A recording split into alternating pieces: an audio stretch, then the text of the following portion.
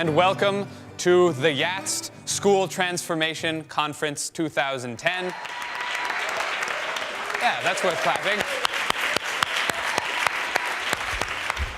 I think youth and adults need to work together because they're involved in daily life together at schools. It's not students teaching students or teachers teaching teachers. It's teachers teaching students, and there needs to be a partnership in order for that to work.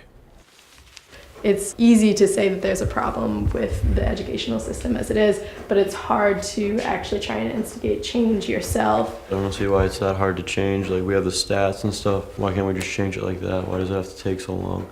There can't be conflict in order to create change. It needs to be, it needs to derive from some sort of cohesion. Some comments, it seems like what we're going to be doing is a little daunting. Like, so where's the hope looking at some of the information? But I think if we form this partnership and we do have the dialogue, then we're already putting one foot forward and getting closer to that goal. A fundamental mission of YATST is to change the culture of schools and education from doing things to and for students, which we've done for decades, to doing things, the learning process with them, that they're involved in decisions that affect their learning and they're partners in that process. In order to learn and to change, we do have to get out of our comfort zone. The biggest challenge that teachers are going to have is that they will need to trust that the youth voice is strong enough to lead them in places they may not see or are afraid to go. I had been involved with youth in student government and class council kinds of activities, and we had made little changes, but not systemic changes. YATS provides an opportunity to work in partnership with youth and make real, meaningful systemic change in our school.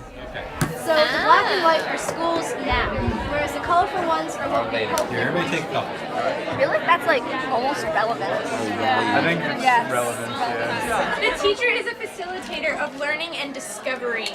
Teacher is the expert! The real basis for YATS is the 4 R's: rigor, relevance, relationships, and responsibility. So if we're thinking about like a pyramid, the basis are the 4 R's, and then we can build a good school system out of that. The 4 R's is a language that's simple, it's compelling, it's understandable by both students, teachers, and the greater community to then be able to understand it and affect change.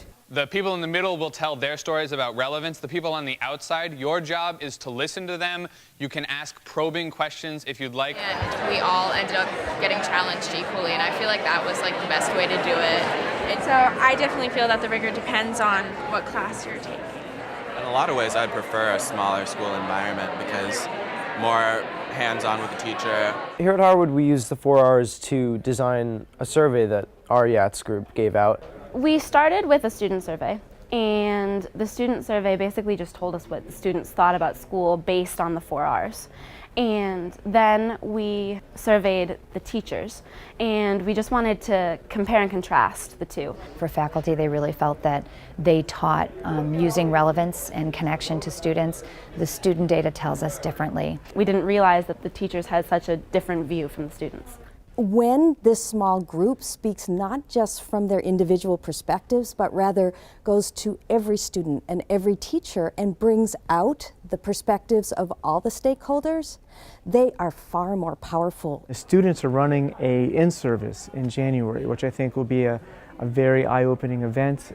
It'll be something that students are running and initiating, so they'll be very engaged in what's happening at that time. And hopefully from that, some major changes will happen.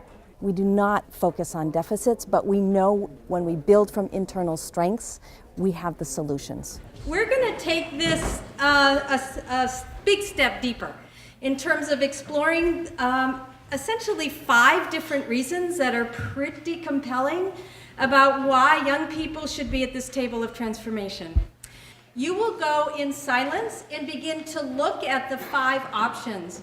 Read each one and ask yourself the question, out of these many reasons, which one feels most important to me? When kids have a relationship with their teachers, it's like they're encouraged more to like do well because they want to make their teacher like proud. We think of relationships as the touchy-feely part, and it's nice if we can fit it in, and it's great if it happens. And to me, it really has to be the first step. I actually think as a teacher, it's our job to give students voice, and if we're not doing that, we're not doing our job. My goal is for all students and teachers and any adult in the community to feel inspired, because this inspiration creates change, and that's what YATS is all about. It's not easy to change kind of systems that have been in place for a while, but I also think it's really rewarding if we can get past that and get to a place where we are making change. It's hope for me. When I think of YATS, I feel excited about coming to school. It's the thing that sustains me and feeds me on the rough days. Quite frankly, I think every school should have a Yap Scoop, and every school should be doing what we're doing in terms of surveying and bringing the data out to the faculty. Helping students develop capacity to understand. When I think of YATS, I feel excited. I feel motivated. It's deep work. It deserves a space in our schools as a core part of the curriculum, and when it is that, it has the potential for significant change. Let us share our whole new world.